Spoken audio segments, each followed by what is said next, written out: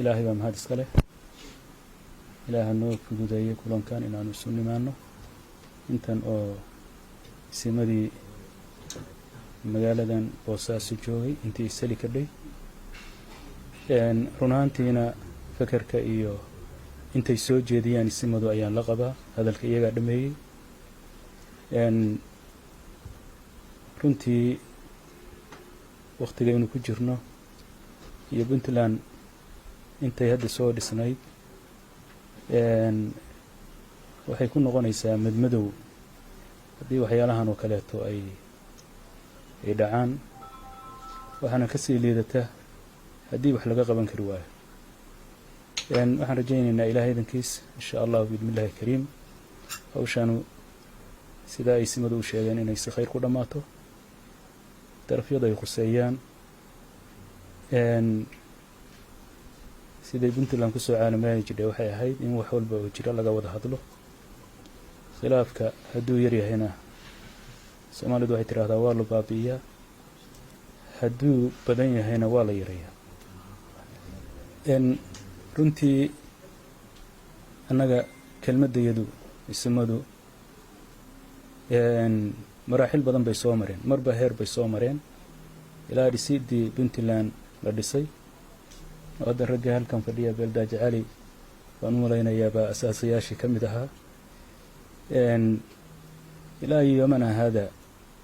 mar walba ay u taagnaayeen wixii wax qabadkeeda wax ka qaadashada iyo dhageysigu waa meeshiisa iyo in la isugu dhaganugulaado laakiin kelmadooda iyo inay wixii markaa munaasiba ka yiraahdaan waa waajib saaran guud ahaan ummadda Soomaaliyeedna oo soo jeedinaya hoggaanka dhaqanku inuu yahay astaanta kaliya ee ummadda Soomaaliyeed muddo badan ay ku soo caanamaysay gaar ahaan goboladan waxay ahaayeen runtii lafdhabar mar walba u taagan wanaagga iyo islaaxinta iyo khayrka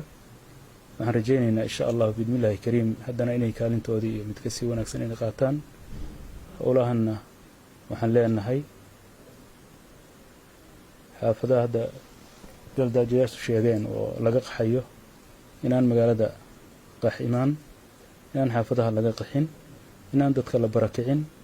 in nabadda iyo xasiloonida lagu dadaalo ciidamadu inay waxay dirayska u siteen dhammaantood wadadkan iyo maslaxadooda iyo amnigooda inay iyagu dhibaato iyo culays ku noqdaan maaha maamulkuna waxa loo dhistay waxa weeye inuu amniga iyo kala damaynta iyo nidaamka dawladnimo ee loo baahan yahay inuu wado waxaan rajaynaynaa insha allah bismillaahi kariim in cid waliba ay qaadato mas'uuliyadeeda حديث النبي سيدا وسلطان كوشيغي كلكم راع وكلكم مسؤول عن رعيته مسؤولية قف لغا رابي مجد قف والبا مسؤولية باسارة قف كستانا إن مسؤولية دي سكسو بحوية هداي تاهي صحافة هداي تاهي إلى مدحوينة إلى إيو ميش أوهو سيسا قف لغا رابي مسؤولية دا مجده قف والبا مسؤولية دي سهاقاته إن شاء الله بإذن الله الكريم wararka idaacadaha iyo saxaafadaha la isu marinayo aan waxba isku kordhinayn inay wax sii fogayaan maahe iyagana waxaan leeyahay laga taxadaro waxaan hadal aan macno weyn keenayn oo wax sii furfuraya oo dhibaato sii geynaya oo la isugu jawaabayo macno weyn keenayo waxa fiican in danta iyo maslaxadda iyo wanaagga iyo sida khayrku ku jiro in laga wada shaqeeyo intaasaan idin soo jeedinaynaa waxaan mar labaad iyo mar saddexaad baleeyahay nabad boosaaso nabad weeye boosaaso waa magaalo amni waa magaalo halbowle u ah Soomaaliya inteeda badan waa magaalo Soomaalida oo dhan u noqotay hooyo oo runtii 91 ilaa iyo muxuu ahay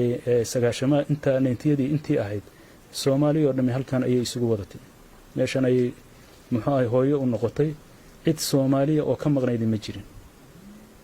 runtii maantana waxaan rajaynaynaa ilaahay idankii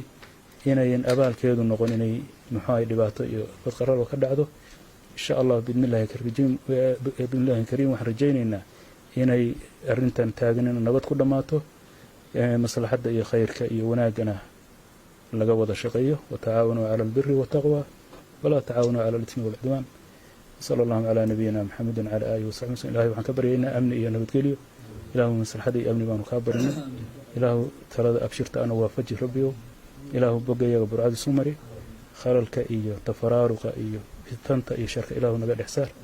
ilaahu wixii shara naga qabo rabbiyow ilaahu wixii maslaxad iyo khayr ummadda u ah adaa garanaya ilaahuna waafaji sala allahu calaa nabiyina maxamedin wacala aalihi wasaxbi waslm akhir dacwaana alxamdu lilah